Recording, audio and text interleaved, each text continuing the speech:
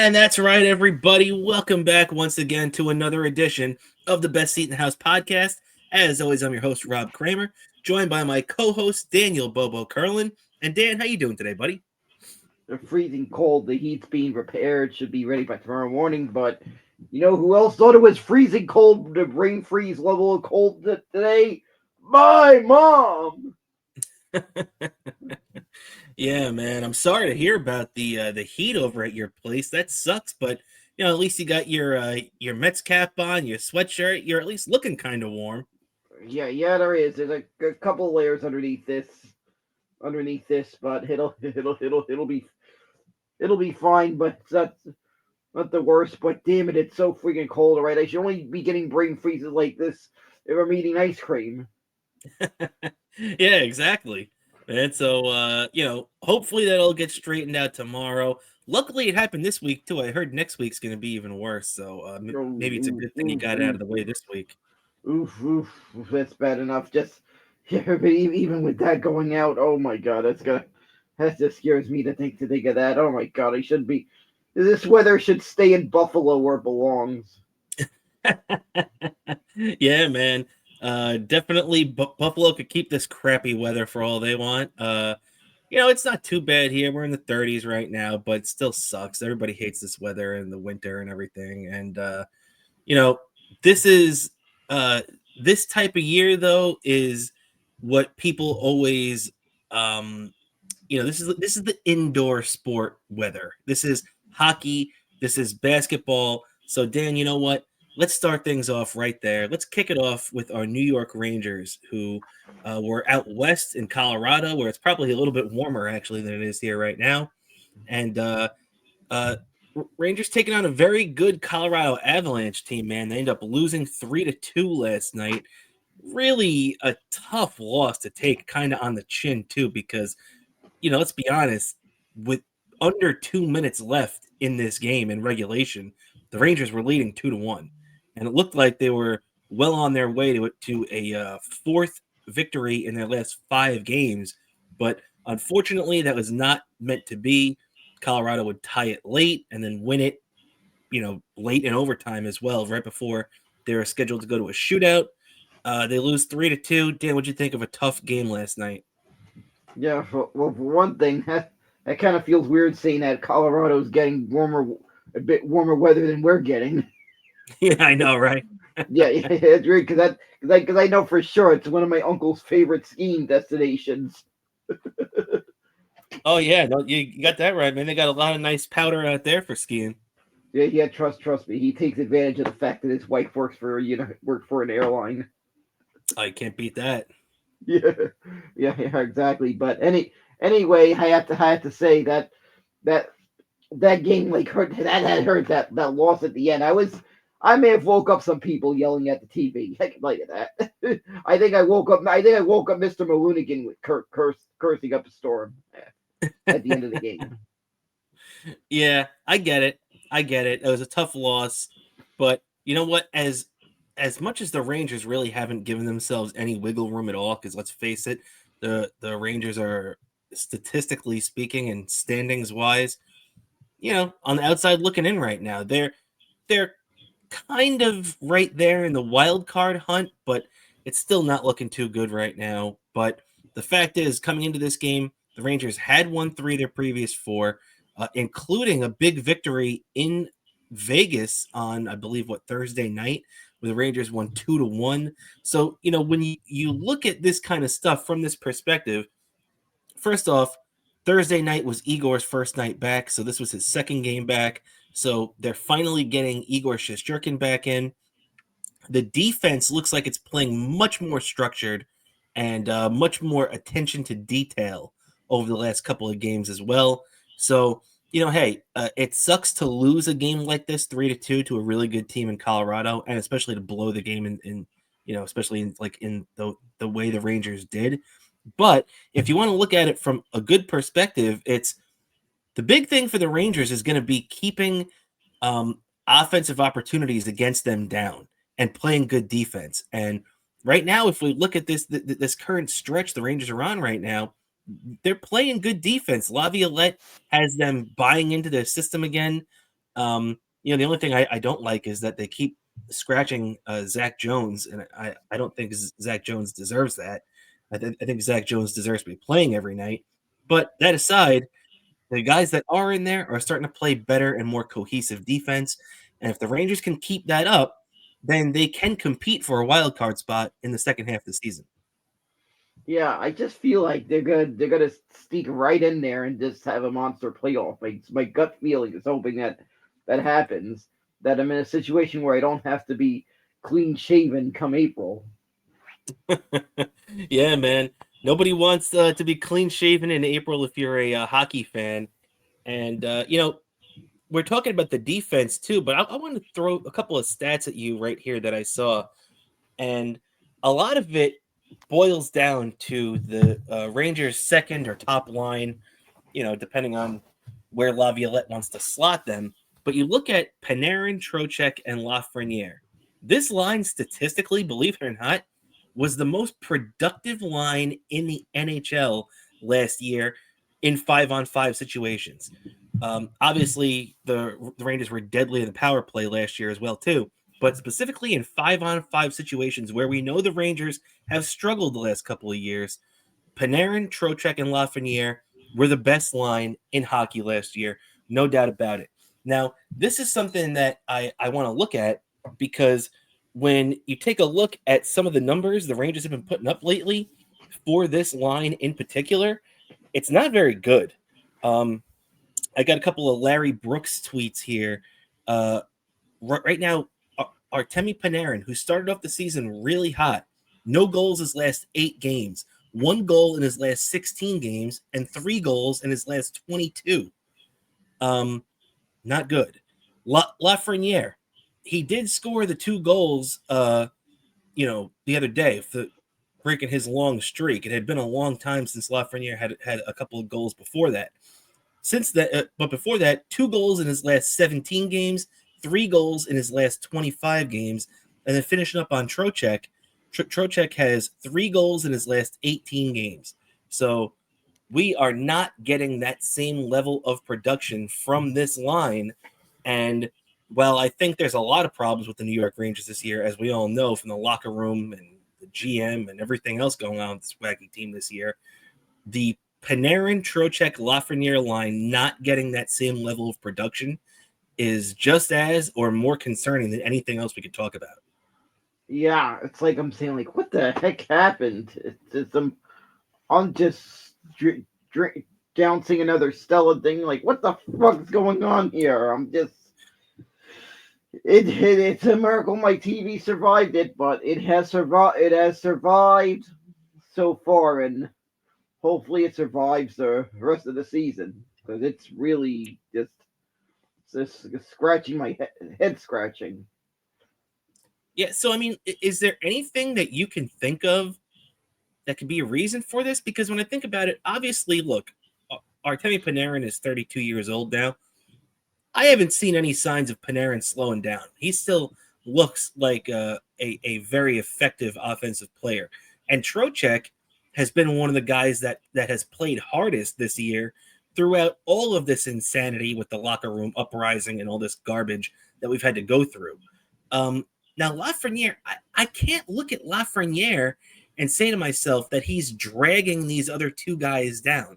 Because while I do think that Lafreniere has not played great this year, and I do think he struggled, especially since signing that extension earlier this year, too. Um, I can't sit here and blame him for all the problems of this line.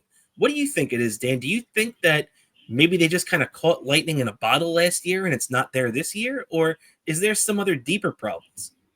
I just feel like this team got too complacent. I think after last year, and they just need to just have that same level of energy that they had last year. I feel like, So you and they think don't it's have they. so if you I think, don't I'm think sorry they to have interrupt it. you, Dan, but if you think it's like an energy problem, do you think that Lafreniere, not Lafreniere, that the head coach Peter Laviolette is a little bit to blame too? Yeah, yeah. I just think so. A little bit too. A little bit. I just don't know what it is. They just seem too complacent, and it's hurting the team, and I just feel like they just did so little this off season. I felt like. Yeah, I mean, me and you were really expecting them to go for it this offseason because if it ever felt like, they needed to make like, you know, me and you the last couple of years have been pointing to this offseason for the Mets, where we knew this was the year they had to go in and get Juan Soto. That was the guy, right? Me and you've been pointing to that for a couple of years now. With the Rangers, it felt like after that loss to Florida in Game 6, let's not forget the second time in the last 3 years the Rangers have lost in Game 6, only 2 wins away from the Stanley Cup final. It felt like after that, the Rangers needed to do something drastic to bring in, um, you know, a guy like Jake Gunsel that we were talking about, a playmaker, a guy that can, we were just talking about their struggles at 5-on-5, especially this season. You bring in a guy like Jake Gunsel, that changes everything.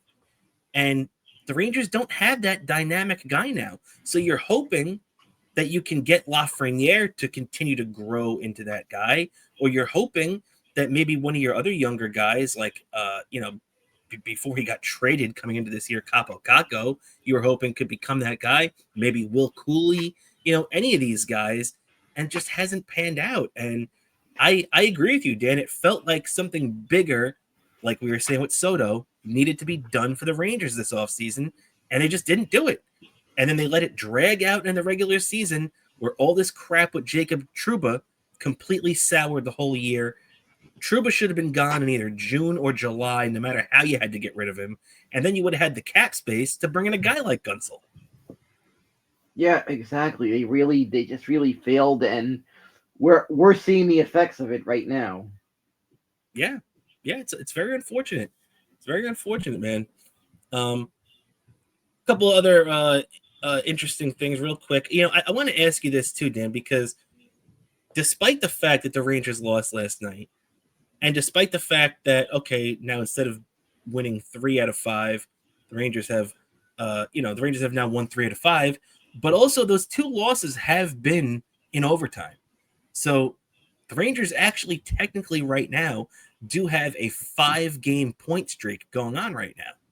So despite all the issues that me and you have talked about so far, I want to ask you this, Dan. Does it kind of feel like to you that the Rangers have weathered the storm? And what I mean by that is, do you think that the worst of all this crap is behind us? I feel like it is. I just feel like they need to keep going, and that could get the worst behind us. They need to keep doing what they're doing. Well, is there another move they need to make? And I don't mean necessarily bringing a guy in. I'm thinking more along the lines of getting rid of a guy. Like, do you think that they need to get, because right now there are 2 guys that are really right in the crosshairs of every Rangers fan, and it's Keandre Miller and Ryan Lindgren. Both of those guys are on most Rangers shit list this year because they've not played good at all. They've had very bad seasons, specifically Lindgren. And look, I've been a guy that's loved Lindgren. I was pissed over the summer when Drury didn't give him a long-term deal. And it looks like that's turning out to be a really good move. So what do you think, Dan? Do you think for the Rangers to move forward and to put all this crap behind them, do you think they still need to jettison one more guy, no matter who that is, whether it's any of the guys we just mentioned or maybe somebody else? What do you think about that? Yeah, I think they might need to jettison someone like Lindgren. Yeah. Like, what do you think? Have you soured on Lindgren this year? Yeah, I have quite a bit. He just doesn't have that same energy that's kept us in the game. That's been able to make those defensive plays that we needed him to make. Yeah. Yeah, no, it's true. And that was his calling card for his whole career. That was his ability to be the hard-nosed defenseman and make all the big plays. What about Zibanejad, Dan? Do you have faith that Mika is going to find it again, or do you think it might be time to move on? I feel like Savannah Jad's gonna rebound from this. I feel like he's just about to just have a monster like stretch run. I feel like. Oh man, I hope you're right. I really do because I'm a big fan of Mika. You know, I know a lot of Ranger fans have turned on him, but I'm a big fan of Mika, man, and I just really, really hope he figures it out because, you know, I want to see the guy stay here, and I don't want him to leave, and that's going to be really tough to do if he continues to play the way he's doing right now because supposedly Chris Drury has his eye on JT Miller up in Vancouver, and one of the pieces you might have to give up in that deal is Mika. So it would be very interesting to see how that would work out. But what do you think? Do you have any interest in JT Miller? Yeah, I think I wouldn't mind him coming back here. I feel like the Rangers made a mistake trading him. They did. I feel like he had too much upside to be traded. Yeah, I was like, especially what as the? just a throw in that deal. You know what I mean? Like Yeah, they yeah, yeah. they could have made that deal and not given him up. Yeah, I was like, what the fuck, Rangers? Why him? I Mm, understand to tanky, but why him? He had so much upside. yeah, and I understood letting go of McDonough as much as I didn't like it. I understood letting go of McDonough because he was closer to 30. He was closer to big time money. But yeah, letting go of JT Miller didn't make any sense even at that time. Um, so going to be real interesting to see where the Rangers go from there. But where they go from Colorado, where they were last night, is going to be for the first time in New York Rangers history. They're going to be in Utah tomorrow night for us recording right now, and anybody who's watching us here on the Patreon stream. Uh, the Rangers are going to be in Utah playing the Utah Hockey Club, oddly and appropriately named, I guess. The New York Rangers will be taking them on in Utah for the first time ever tomorrow night or tonight if you're watching this on YouTube for our debut day. But Dan, what do you think? Utah is not a bad team. They're still, it's the old Arizona Coyotes team if you're not familiar with. So they still have a bunch of those guys on there. What do you think about the Rangers taking on Utah tomorrow night? Yeah, well, they're playing on a team that's middle of the road.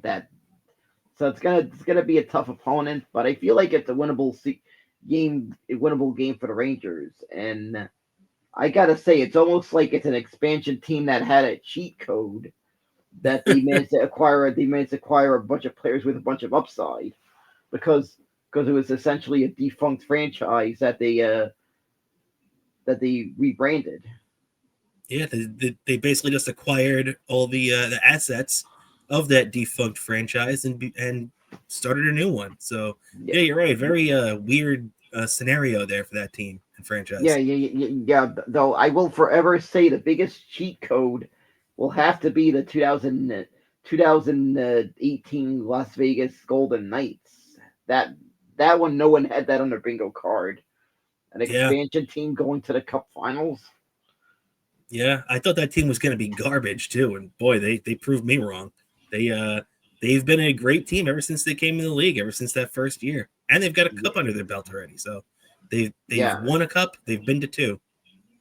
yeah. I have no idea how they pulled that one off, but he managed to pull that off because you just used to teams, especially in their first year, being garbage. Their first year of existence.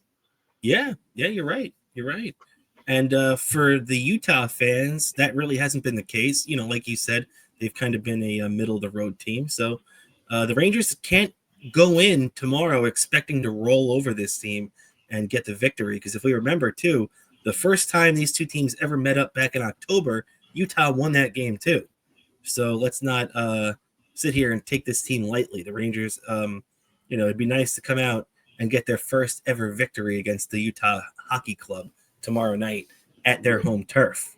Yep, exactly. Which, by the way, I believe it's the name or is a placeholder. They're gonna have an actual name next year, I believe. Yeah, that's exactly what it is. But still, Yeah, I don't like the idea. Like you should have just kept the Coyotes for a year, whatever. The Utah Hockey Club is dumb. Just sounds yeah, terrible. they couldn't think of a name like Utah Yetis would work. Yeah, the Utah. What's the name of the college team? Like the Utes or something like that. And I don't mean I, Utes like Joe Pesci. I don't even know what the heck that college team is in Utah. I gotta I might know someone who's familiar with Utah who might know that one, but I gotta ask someone one of my sources in Utah that one. But I just but Of which you have many. I just really only have two major sources in I Utah was kidding. that I know. But I know for any Ranger fans that have made the trip to Utah or whatever attending that game, good luck finding a beer because I hear certain areas of Utah is not easy to find a bar. Well, it's Mormon country over there, so you're definitely right about that. Um, Yeah, Although, hey, yeah. I'm sure the Utah Jazz sell alcohol at their place, so I'm sure That there's that got to be that some kind of that workaround. that that that's the venue to use it, so they probably do. But what I have heard is that if you didn't remember those obstructed seats at the Barclays Center that one year the Isles played at the Barclays Center. I don't know if you ever. I personally have seen the Rangers on the road there twice during those years the Islanders played at Brooklyn. One of those games I went to, the first one the Rangers ever played against the Isles at the Barclays Center. I was at that game. I accidentally bought the obstructed seats. Oh boy. Yeah. I said yes. I couldn't see like there was one end of the ice I couldn't see. I think the first I think the first I think anything the Rangers were trying to score, I couldn't see the first period and the third period. I couldn't see it. They scored. I couldn't see it on that end of the ice. Those seats I had, it was in the upper level. I couldn't. Those seats were obstructed. Anything that happened in that end of the ice, I had to look at. So it's like I'm seeing everything happening on the ice, but whenever anything's happening on that end, I have to look up at the jumbotron to Yeah, rely it's on that. terrible. That's Yeah, terrible. How they that was even put a hockey team in that building is just garbage. yeah. I heard the same thing happened because that building in Utah was not built for really built for hockey. But what I did hear is that they are actually doing they're doing a multi-year renovation to make it a to make it a more hockey spectator friendly. I heard. Well, I guess we'll have to figure that out in the meantime. But Yeah, it's yeah, going to be yeah, interesting to see how that market accepts a hockey team in the first place. yeah. What I do know is that venue in not this Winter Olympics, but the following Winter Olympics, that's going to be the venue that they'll be using for hockey, which is like playoff hockey comprised of 2 weeks. You have to admit. True. Very true, man. Very true. So, all right, I want to turn our attention to the other Madison Square Garden team right now, as we talked a little Rangers and hockey to kick things off here, which really haven't done most of this year because the Rangers have been so bad. But it was nice to kick off with a little hockey there. But let's turn our attention right now to the Knicks, who, as we're speaking right now, currently are tipping off against the Philadelphia 76ers down in Philly. Which the good news for the Knicks is that Joel Embiid is out tonight, so it makes it a little bit easier. The team we rolled over in the first round of the playoffs last year without their best player, definitely a good sign for the Knicks tonight, right? Yup, this should be a very winnable game for the Knicks. And Yeah. please win this because I'm already getting annoyed by their struggles. That they're going through a rough patch, and hopefully they get out of this funk quickly and get Yeah, I'm glad you brought that up too, actually, because I wanted to talk about that for a second, Dan. What a brutal loss! This is the second time in the last month the Knicks have lost to the Detroit Pistons, and now know the Detroit Pistons are not still the bottom feeder of the league. They're still not the worst team in basketball anymore, but they're still a borderline crappy team, and the Knicks should be beating them. So to lose to them again for the second time in a month at home, just a brutal loss to the Pistons, 124-119, a game that and look, I'll give them the benefit of the doubt because it was the second of a back-to-back where they blew out the Milwaukee Bucks on Sunday. They look great, but you can't come off a big win like that and then crap out against the crappy Pistons the next day. Just bad. yeah. I I literally felt like I wanted to throw a basketball at the TV. That's how bad it was. Yeah, I don't blame you. I don't blame you, man. I mean, there's no who on the Pistons is there even to look at really? I mean, Cade Cunningham, sure, he's a good player, but outside of that, for the Knicks to lose that game, man, it was just such a bad look. I mean, I know that the Knicks need another player or two, and we're going to talk about how they can handle that in a second. But I mean, depth or no depth, the Knicks are a better team top to bottom than the Detroit Pistons. And losing once to them in Detroit was bad enough.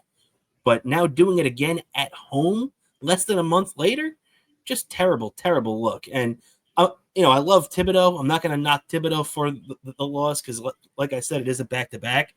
But, coach, you got to get your team up for that. They cannot lose that game to the Pistons. Yeah, exactly. They need to get back on the horse and get back to their winning ways quickly. And I hear one of the players rumored that could probably be going to that the Knicks could maybe acquire is Zion Williams. I heard his name mentioned too, actually, although I don't know if the Knicks are going to pull the trigger on that because if Zion Williamson does become available, it's going to cost a lot of capital to get him, probably draft capital too, which, let's be honest, after the Knicks traded for Mikal Bridges and gave up a bunch of first-round picks and what they gave up for Karl Anthony Towns, I don't know if the Knicks really have the draft capital to get that done at this point, and they really can't be taking away any other roster pieces because then it would defeat the purpose of making the trade for depth in the first place. The other thing that does hurt the possibility of that trade going down is that Zion Williamson is always hurt. He was just hurt again. I'm not sure if he's back from that. He still might be hurt, actually. They said it wasn't going to be that long term, but this guy got hurt again. This is after he just missed the season last year. He never seems to be able to stay on the court for a long period of time. And I think if the Knicks were going to, make that trade for a guy like Zion, the amount you'd have to give up and the risk of him getting hurt just wouldn't be worth it. Yeah, so maybe not him. I could say maybe Donovan Mitchell, but he doesn't look like he's on the trade market again. Oh yeah, and the Cavaliers are the best team in the league, so he's not going anywhere. Yeah, exactly. So it's pretty much a question mark. I feel like they're going to go more depth moves. It's got to be depth too. And I want to ask you this question too, Dan, because I was just reading a Ian Begley piece, guy that covers the Knicks. You could check him out on Twitter at Ian Begley.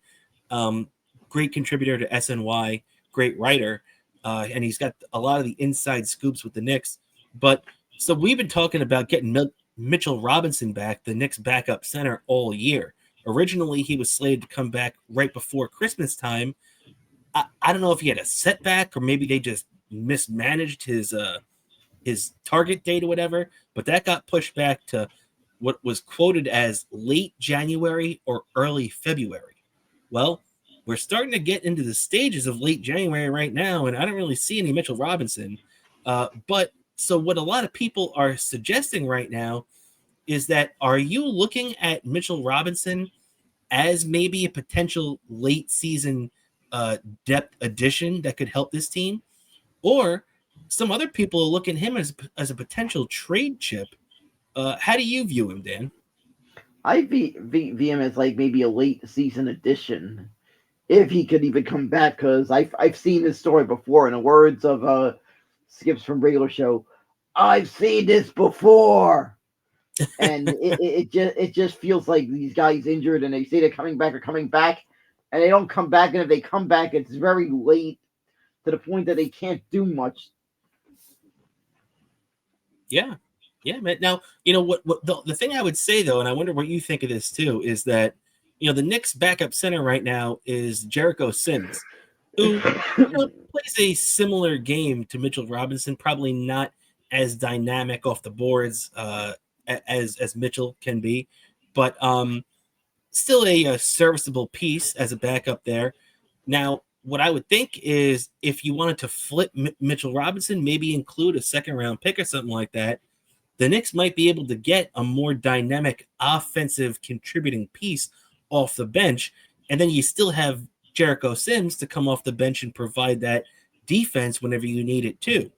to provide the the blow for Karl Anthony Towns. So, what do you think about potentially flipping Robinson for a more dynamic offensive player? I kind of like that idea. It's maybe a better off idea because Mitchell Robinson's lately getting the Mister Glass award. This is true. This is true. So we'll have to keep our eye out for that because it's getting to that time where Mitchell Robinson's supposed to be rejoining them. So I guess we'll see how that works out. The couple of questions coming into tonight's game was that Karl Anthony Towns had a messed up right thumb and was questionable. Jalen Brunson had that shoulder issue, which I don't know if you saw in the last game. He went down real hard on that shoulder and came out for a couple of minutes, but ended up going back in and continued to play well. Both guys are in the lineup tonight, so good news for the Knicks. Now, after the big game tonight in Philadelphia, where look, the Sixers aren't off to a great start this year. They're 15-23. They came out of the gate very slowly this year, and Embiid's been banged up too. That hasn't helped. But the Knicks' next test now is going to be Karl Anthony Towns' former team as the Timberwolves.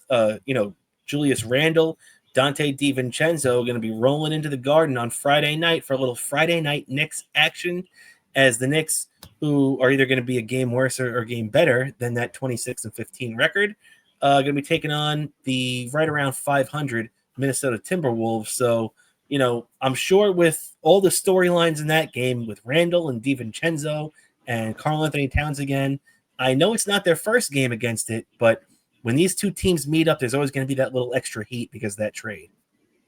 Yeah, exactly. And I feel like this game also feels like a very winnable game for the Knicks. It does. It does. You're right. You're right. Because remember last time, actually, I believe it was last month when me and you were doing the show, and we were recording the show as the game was going on, and boy, the Knicks just wiped the floor with Minnesota that night. It was a complete blowout. Yep, exactly. And I expect more of the same on Friday, and I expect to have a nice Knicks win to start off the weekend. Hell yeah. Hell yeah. I like that idea, Dan. I like that idea. All right, so that's going to do it for us on the Knicks right now. And a little score check right now as I see Mikal Bridges go in, and he scored a layup, and as he was crossing under the basket, the ball fell out of the net and hit him right in the head. But maybe that's a good sign for the Knicks because they're up 18-11 right now as we speak in Yeah, Philadelphia. So yep, good. exactly. I'm looking at that. I'm looking at that as we speak. I just hit the rewind button on my and I'm just I just had my assistant hit the rewind button, and actually that assistant's just my sister just hitting the rewind button, and that's it's about off camera. I just had her hit the rewind button on it, but that I just had to say that seeing that, just I might as well use that sound effect from that video, that real life versus infomercial video. That sound effect. Oh no! Oh no! Yeah, just put that clip in black and white, because I feel like that would be, if this was like back in the day. Remember how Sports Illustrated sometimes would distribute those sports bloopers videos? Of That should course. be on it. I was just watching one of those blooper videos on YouTube recently. I was watching this old NFL bloopers video, like just freaking classic, just this classic stuff that back in the day you'd get with your Sports Illustrated subscription back in the day. Yeah, man, no doubt about it. And by the way, shout out to your executive producer sister for the assist there. So very cool, very cool. Yeah, yeah, exactly. Exactly. I got a shout out to Shannon, who's kind of today the it's a revolving door. Whoever's in the room at the same time is sort of an assistant. Of course, the executive producer Grimace is sitting in the living room right now, but that's why Exactly. He's taking a break. yeah, he's sitting in the living room there during the Knicks game, as he's always that executive producer Grimace is always sitting on the living room during game time. There we go. There we go. Just like, and that's how you executive produce. Yep. Yep. To quote the Exactly. great Steve Carlisi. Yep. And there looked like there was some grimace mojo because my sister wanted a shake from McDonald's, and guess what happened? The drum roll, the shake machines, they worked. Oh man, your sister better play The the lottery. the shake machines worked. There you The shake go. machines at the McDonald's Congratulations. mirrors work. The shake machines work, so that means good grimace mojo for whole our teams for a month. Very Each time the nice. shake machine works, that as far as I know, that's what it means. Our teams get good mojo for a month. Exactly. Get It's the like our good. version of Groundhog Day. Yup, it's a grimace mojo. All right, now speaking of grimace, let's jump into a little hot stove baseball here for a minute, and then we'll wrap up with the football talk. Couple of little notes I did want to mention. I don't know if you got to see this, Dan, but a former Met first round pick has signed with the New York Yankees. And this is unfortunately because I thought a lot of this guy at the time, and I actually met him, and he's a very nice guy too. So I wish him nothing but the best. But Yeah. former Met Dominic Smith has signed with the Yankees. It's really a spring training invite. They're going to give him a shot to win the job. But hey, I mean, it's a roll of the dice. But I don't mind Dominic Smith going to the Yankees. What do you think about that? Yeah. I'm not really bothered by it. It's not really any big thing. I don't really know what it is, but it's kind of weird seeing that guy in pinstripes because I remember he was pretty. He he was pretty good. He was pretty good to me. I was during one time where I was sitting there. He signed a prospect card I had of him when he was on the Mets. I had him autograph that, and there was one time I think there was a thing with the Mets or something that I just won. You win rain. You win random. I don't know. It was like something late in the season, like scan this thing, like win random prize, like each ticket holder, and I ended up with a signed ball from him. Wow, very cool, very Yeah, cool. I actually got a yeah, signed ball from him too when I was at spring training one year. I met him on the back fields between practices one day. It was like a year or two after he got drafted, well before he made it to the big leagues, and he couldn't have been a nicer kid. yeah, exactly. And the weird thing about him that last game of 2019. Remember that walk off home run, that very last game of the 2019 regular season Yeah, was the against the season that the Braves, Mets. Yeah, the Mets ended the season a win or two short of making the playoffs, just short of it, three and games. that represented what I felt like the last moment that felt like something was I felt like the world was open, things were just right because up until 2020, that game in 2021 that I attended, that was the last Mets game I attended before COVID happened. Was the last Mets game of the 2019 season. Yeah, man. That was the photo. A photo taken at that game was what I used to represent the depression of 2020, saying when I'm saying that I'm very depressed, I can't be here. Yeah, yeah, it's And true, and and man. and, and the weird part about that game, the section I was sitting at was around the same section my cutout was sitting at during the 2020 season. Very cool. Now, Dan, how do you think Dominic Smith is going to fit into the Yankees? You think it's a good move for the Yankees? It's more of a depth move. It feels So you think he's going to be like maybe a borderline roster guy next year? yeah, probably it's what it is. It just looks like.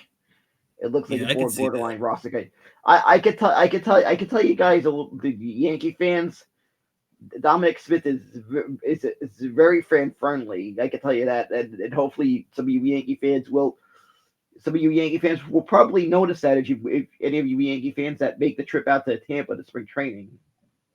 Yeah, yeah, it'd be nice to see how Smith performs this year. I'm sure they're going to give him every opportunity over there. Now, speaking of first baseman, let's finish up a little bit of this hot stove with the Mets. Obviously, we got to check in on Pete Alonso right now. And right now, the Mets are continuing to slow play it with Pete.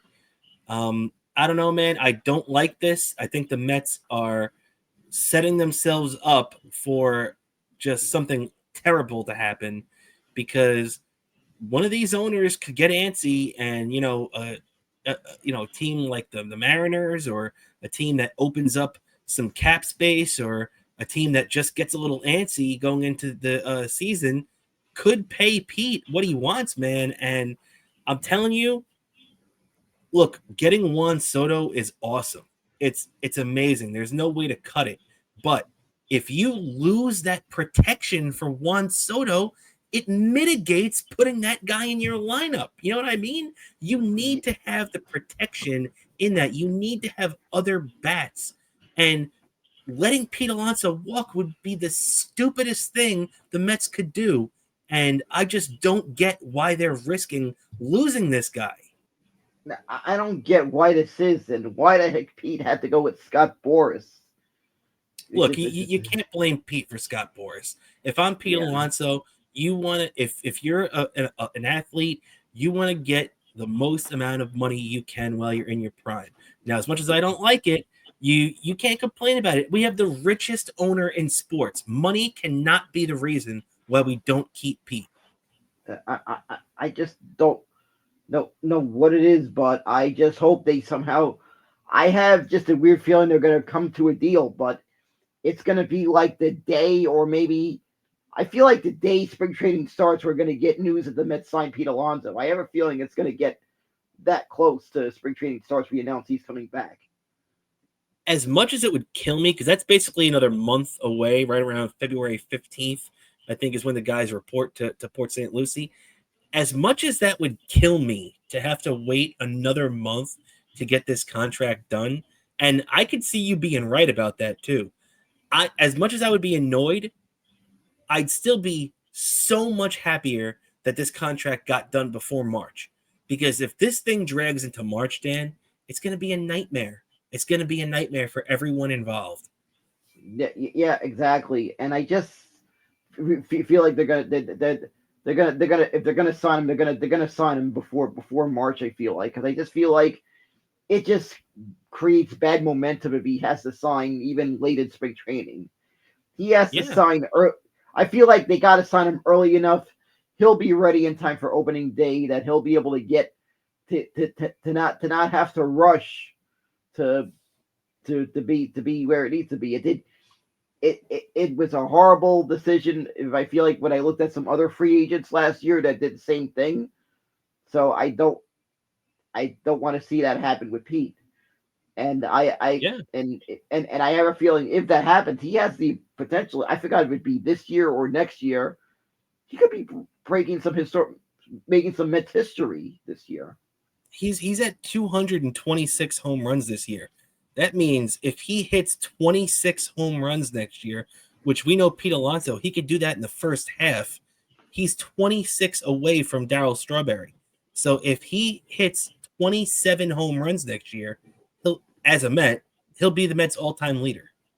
Yeah, exactly. And I might have to if he signs with the Mets, I might have to stock up with some extra tickets than I already do. Or already I stock up on cheap tickets, but I might have to really stock up on cheap tickets for potentially that day it could happen, just to try to Yeah, man. assure that I'm there the day it happens. Yeah. And there is a little bit of positivity coming out of these negotiations too, because word leaked out just a couple of days ago, and I'm sure Scott Boras leaked this out, that Boras and Alonso approached the Mets and expressed interest that they only have interest in a short-term deal with the Mets. Meaning, okay, you do something like 3 years, 30 million per year, I said. So let's say 3 years, 90 million with an opt-out maybe after the second year or something like that. I could see the Mets and Boris doing something like that. But also, what I heard that Alonso would like is that Alonso wants to be the highest paid first baseman ever. So not total guaranteed contract, but his yearly salary. Now the record right now is 31 million for what is it? It's 31 million held by Miguel Cabrera of the Tigers. He had that record with that extension he signed a while back. Now I could see the Mets giving Alonso something like that, where if you remember, when the Mets gave Francisco Lindor that big contract, it was 34 million, which broke the previous record of 34 million. They gave him 34.1 million just so he could say he's the record holder. I could see the Mets doing something with Pete like that too, where it would be, let's say, 31.1 million per year for like 3 years. So it would be like, let's say 90, it'd be a 3-year, $93.5 million contract or something like that. How would you feel about that? I would be okay with that. Just anything to make sure that this guy remains in orange and blue. I would love to see this guy remain in Met the rest of his career. I got to see this guy move up in the ranks in the minor leagues. I mean, I freaking have a jersey he wore back in the minors. I got I got someone to get him to autograph that at spring training. Like I freaking spent money on shipping that thing to someone I know in Florida to get him to get me to autograph this in 2019 when I knew he was going to get called up that year. Because I kept track. I made sure to figure out who this jersey that I won in a raffle. Because for those who don't know, I forget if the Cyclones still do this, but they raffle off jerseys at every game the players wore. I just bought a couple of raffle tickets, and they would sometimes they would have the team dancers, the surf squad that will selling the raffle tickets, and I just bought some, and I just noticed after the game when they're calling the numbers, I end up with it during the game. They call the numbers. I end up with this jersey worn by this first baseman who went by the name Peter Alonso. He referred to himself as Peter back then. That's true. That's true, Dan. So yeah, I'm with you. Anything to keep him in some orange and blue. Hopefully they get that done. So real interesting, the dynamics of that ongoing negotiations right there. All right, so Dan, let's finish up with a little football here. We'll do a little bit on the Jets coaching search. No Giants news really. Yeah. I did hear something sort of Giants. I heard Sanders is potentially his dad is convincing him not to avoid ending up in a Cleveland. Yeah, well, he's not going to Cleveland. There's no way he's going to Cleveland. But what I have heard too that could affect the Giants is that there's a good chance that Deion Sanders goes to the Cowboys. And I think if Deion Sanders goes to the Cowboys, there's no way Shedeur Sanders is not going to the Cowboys too. So I'm just hoping at that. I don't want to see him on the fucking Cowboys. Ugh. Look, I don't think Shedeur Sanders is as good as everybody says anyway, so I wouldn't get that worried about it. Yeah, I exactly. get that it's annoying. Yeah, but could be just another quarterback bust in that old man's face again. Yeah, and Jerry Jones definitely has a lot of busting in his face, no doubt about that. Yep, exactly. With the Jets though, Dan, just to look at their coaching search too, though. I don't know if you saw. I don't know if anybody even saw it, but I made a graphic of the Jets coaching search, and it's like the Brady Bunch, because the Jets literally have brought in 15 guys to interview for the GM gig, and it's not even talking about the head coaching candidates they brought in. It kind of leads me to believe that the Jets might be hiring a president of football operations and a general manager, but I don't have any feel on who they're going to bring back or bring into the fold for the GM. However, things are starting to really come into focus when it comes to the head coaching spot, because it looks like the Jets have the people they wanted. Now, look at this. The Jets have interviewed over 15 candidates. The thing that bothers me is that Mike McCarthy just got fired basically by the Cowboys, so he's gone. He's a free agent now. The Jets, the three coaches listed right there: John Gruden, Pete Carroll, Mike McCarthy. They've all coached in the NFL in the last couple of years. They all have Super Bowl rings, and none of them have received an interview request from the New York Jets. What are the Jets doing? This is the thing that drives me insane about this franchise. They went out and they brought in the 33rd team led by Spielman and Tannenbaum, the two guys, two former GMs. They bring them in. You're saying to yourself, okay, at least these two guys should know what they're doing, bringing all these potential candidates. How do you, if you're trying to bring in guys that are going to establish a culture and fix things, how are you going to bring in look, I like Aaron Glenn. He's the defensive coordinator from the Detroit Lions, who a lot of people are speculating could be the Jets head coach. I don't really have a problem with Aaron Glenn that much. What I do have a problem with is that if they hire Aaron Glenn, then a lot of people are also saying that they're going to hire Josh McCown, the Jets' old quarterback from a couple of years ago, who's the quarterback's coach in Minnesota right now. So that means that once again, next year, the Jets will be going into the season with a head coach that's never been a head coach before and an offensive coordinator that's never been an offensive coordinator before.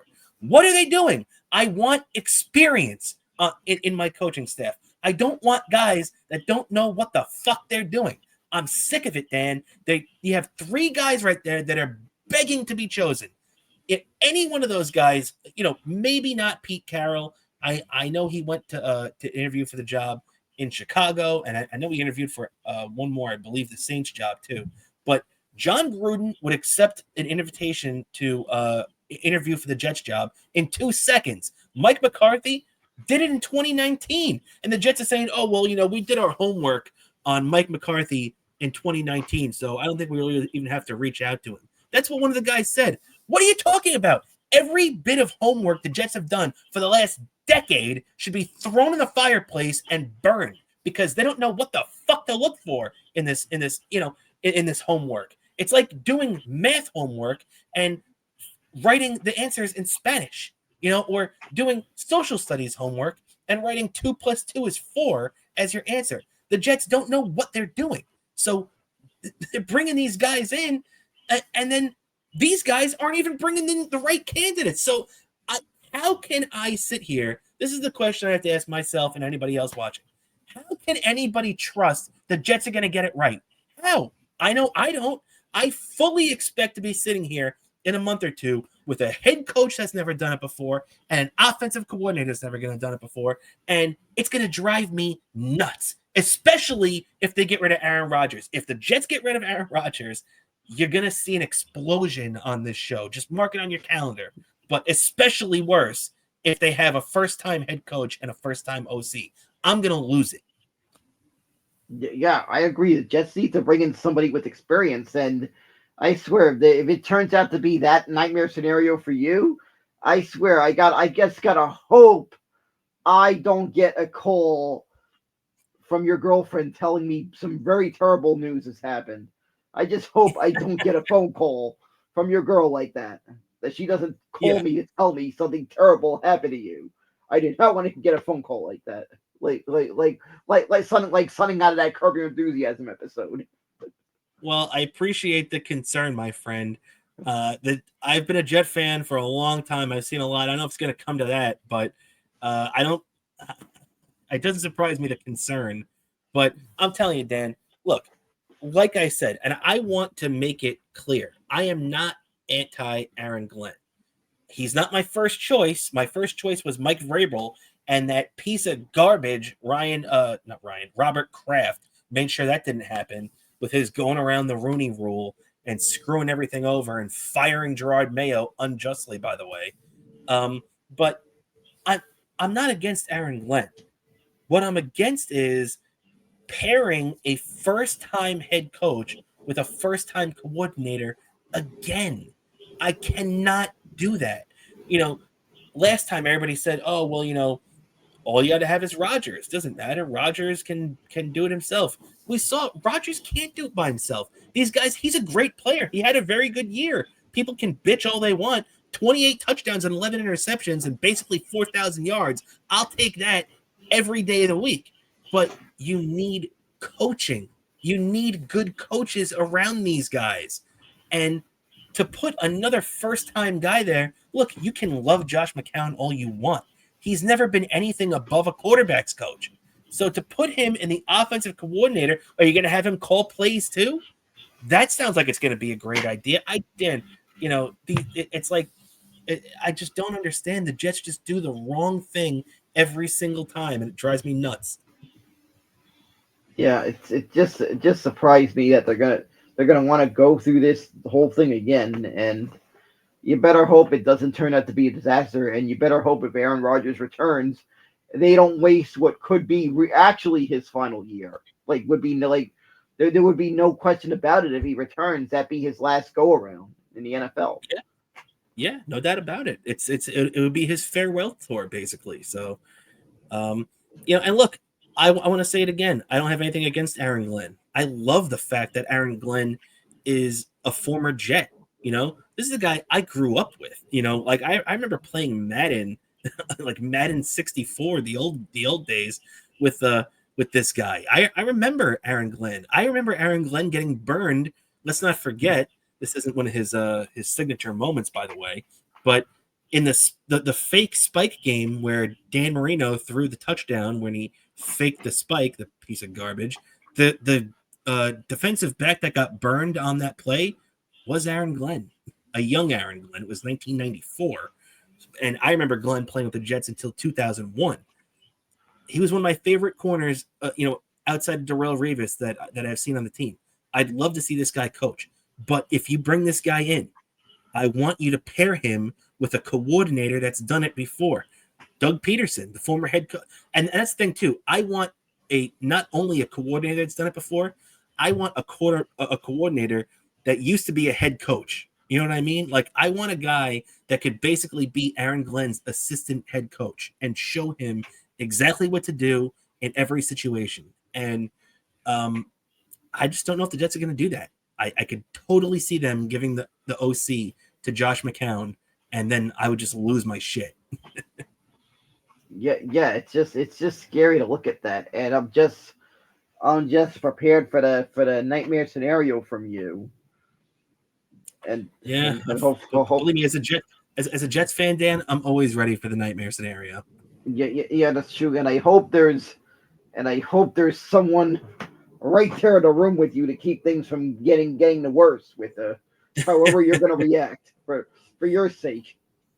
Well, it's going to be a padded room before I know it with the way the Jets have been treating their fans lately. So I got to get fitted for my straitjacket thanks to this freaking team.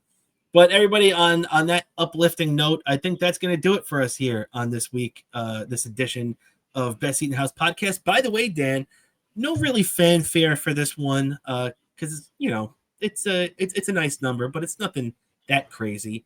This, believe it or not, is episode 150. Crazy, man. We've been doing this for 150 straight weeks. Isn't that nuts?